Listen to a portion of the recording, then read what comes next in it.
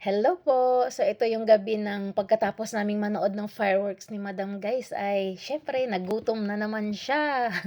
So ayan, naisipan namin pumunta sa Steak and Coffee. So diyan kami kakain guys. So ayan, dahil nga may pagkakataon nagbi-video talaga ako guys. And pagka ganyan, kinukuhanan na din niya ako ng video or picture kasi alam niya na nagvo-vlog nga ako. So, isa yan sa mamimiss ko sa kanya guys kasi napaka-supportive niya pagdating sa ganyan.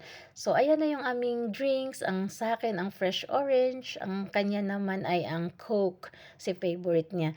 So, dahil habang inaantay ang order guys, naisipan ko pumunta sa washroom. Tingnan nyo naman guys, napakaganda ng kanilang salamin, ginto. Ang lagayan ng sabon, ginto.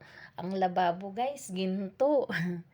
Naisipan ko sana ano kaya kalasin ko 'tong gripong 'to at mailagay sa ano, sa bag at maisangla. Kaso guys madaming CCTV. Tsaka joke lang 'yan guys, huwag tayong gumawa ng masama para hindi bumalik sa atin ang masama. So ayan guys, natuwa lang ako diyan sa kanilang washroom kasi nga ginto.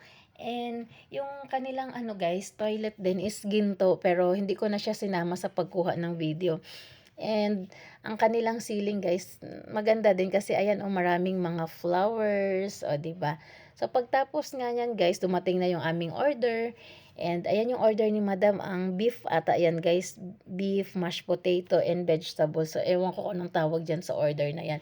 At syempre, yung order ko is pasta kasi pagdating sa mga kakain kami guys, more on pasta, pasta, pasta lang talaga ako or ibang food. Pero hindi kasi ako mahilig sa mga karne-karne.